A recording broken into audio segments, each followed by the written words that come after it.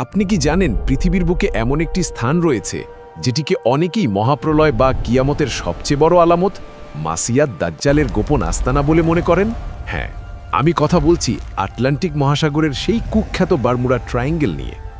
বিজ্ঞান যেখানে রকেট পাঠিয়ে মহাকাশ জয় করছে, সেখানে আমাদের এই পৃথিবীর বুকেই লুকিয়ে থাকা এই স্থানটি কেন আজও মানুষের কাছে এক বিশাল ধাঁধা? কেন অনেক ইসলামিক স্কলার এবং গবেষক ধারণা করেন যে দাজ্জালকে হয়তো শিকলবন্দি অবস্থায় এই বারমুডা ট্রায়াঙ্গেলের কোনো এক অজানা দ্বীপেই আটকে রাখা হয়েছে? এই ধারণা কি শুধুই কাল্পনিক, নাকি এর পেছনে লুকিয়ে আছে কোনো ভয়ঙ্কর সত্য? আজকের এই ভিডিওতে আমরা উন্মোচন করার চেষ্টা করব বারমুডা ট্রায়াঙ্গেলের সেই হাড়হিম করা রহস্য এবং দাজ্জালের সাথে এর আসল সম্পর্ক। বারমুডা ট্রায়াঙ্গেল, যাকে নাবিকরা ডাকেন ডেভিলস ট্রায়াঙ্গেল বা শয়তানের ত্রিকোণ নামে, ফ্লোরিডা, পুয়ের্তো রিকো এবং বারমুডা দ্বীপের মাঝখানের এই বিশাল জলভাগ যেন এক মৃত্যুফাঁদ। গত ১০০ বছরে এখানে যত বিমান এবং জাহাজ নিখোঁজ হয়েছে, পৃথিবীর আর কোথাও এমন নজির নেই। কোনো ধ্বংসাবশেষ নেই, কোনো মৃতদেহ নেই, এমনকি ব্ল্যাক বক্সেরও কোনো সিগন্যাল নেই। যেন হাওয়ায় মিলিয়ে যায় সব কিছু। ১৯৪৫ সালের ৫ই ডিসেম্বর, সময় বিকেল। মার্কিন নেভির ৫টি বোমারু বিমান, যার নাম ছিল ফ্লাইট ১৯, সাধারণ প্রশিক্ষণের জন্য এই এলাকার ওপর দিয়ে উঠছিল।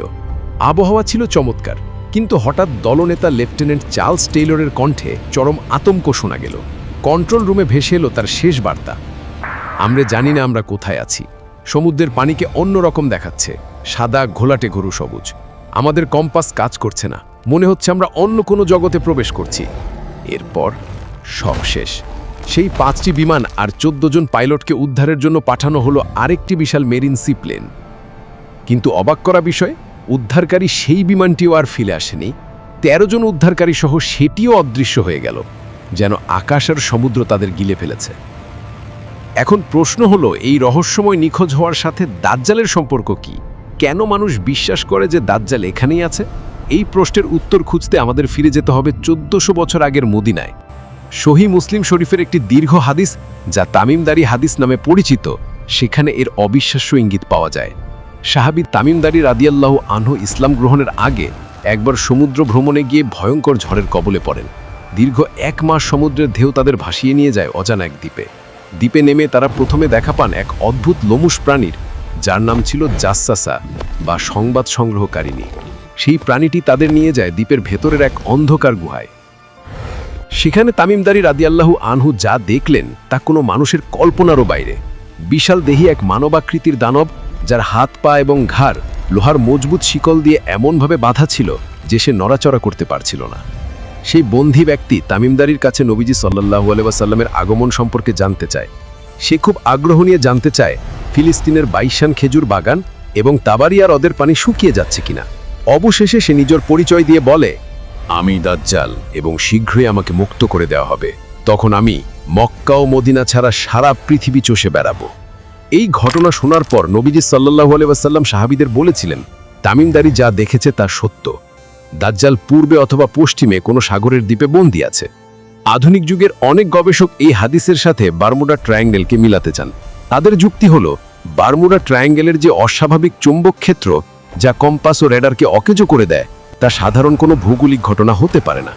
শয়তান বা জিন জাতি সাধারণত সমুদ্রের উপর তাদের আস্তানা গড়ে তোলে। সহিহ হাদিসেই আছে, ইবলিস তার সিংহাসন পানির উপর স্থাপন করে এবং সেখান থেকেই সে তার বাহিনী প্রেরণ করে ফিতনা সৃষ্টি করার জন্য।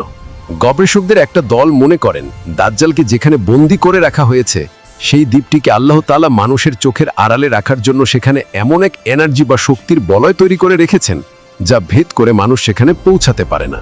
আর কেউ ভুল করে সেই সীমানায় পৌঁছে গেলে সে আর ফিরে আসে না।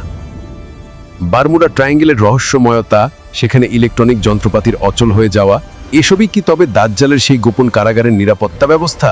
হতে পারে দাজ্জালকে পাহারা দেওয়ার জন্য শয়তানি জিনেরা এই এলাকাটি ঘিরে রেখেছে, যাতে নির্ধারিত সময়ের আগে কেউ তাকে দেখতে না পায় বা সে বের হতে না পারে।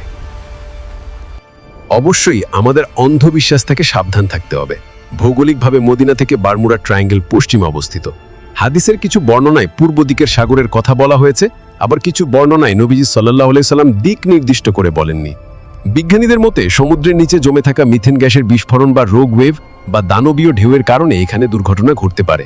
কিন্তু শত শত জাহাজ আর বিমানের কোনো ছিটে ফোটাও না পাওয়ার ব্যাখ্যা বিজ্ঞান আজও দিতে পারেনি।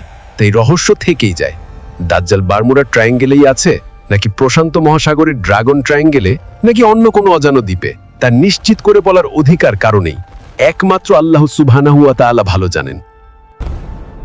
তবে স্থান যেখানেই হোক, দাজ্জালের আগমন সুনিশ্চিত এবং তা খুব কাছে। সে যখন বের হবে তখন তার হাতে থাকবে অলৌকিক ক্ষমতা। সে আকাশকে বৃষ্টি দিতে বলবে, বৃষ্টি হবে। সে মৃত মানুষকে জীবিত করার ভান করবে। তার এক হাতে থাকবে জান্নাত, অন্য হাতে জাহান্নাম, কিন্তু তার জান্নাতই হবে প্রকৃত জাহান্নাম। বর্তমান বিশ্বের এই যুদ্ধ বিগ্রহ, নৈতিক অবক্ষয় এবং প্রযুক্তির অপব্যবহার কি সেই আগমনেরই পদচ্ছনি নয়? আমরা স্থান নিয়ে তর্ক করছি, কিন্তু আমরা কি সেই কঠিন সময়ের জন্য প্রস্তুত? নবীজি সাল্লাল্লাহু আলাইহি সাল্লাম আমাদের শিখিয়ে গেছেন দাজ্জালের ফিতনা থেকে বাঁচতে হলে প্রতি জুম্মাবার সূরা কাহাফ তিলাওয়াত করতে এবং আল্লাহর কাছে আশ্রয় চাইতে। আসুন আমরা বারমুডা ট্রায়াঙ্গেলের রহস্যে শুধু রোমাঞ্চিত না হয়ে নিজেদের ঈমানকে মজবুত করি, কারণ দাজ্জাল যেখানেই থাকুক তার ফিতনা আপনার ঘরেও পৌঁছে যাবে, যদি আপনার ঈমানের বর্ম শক্ত না থাকে। হে আল্লাহ, আমাদের সবাইকে এবং আমাদের পরিবার পরিজনকে দাজ্জালের মায়াবী জাল ও ভয়াবহ ফিতনা থেকে হেফাজত করুন। আমাদের ঈমানের উপর অবিচল রাখুন এবং মৃত্যুর আগ পর্যন্ত সিরাতুল মুস্তাকিমের পথে চলার তৌফিক দান করুন। আমিন ইয়া রাব্বাল আলামিন। ভিডিওটি ভালো লাগলে লাইক দিন এবং শেয়ার করে অন্যদেরও জানার সুযোগ করে দিন।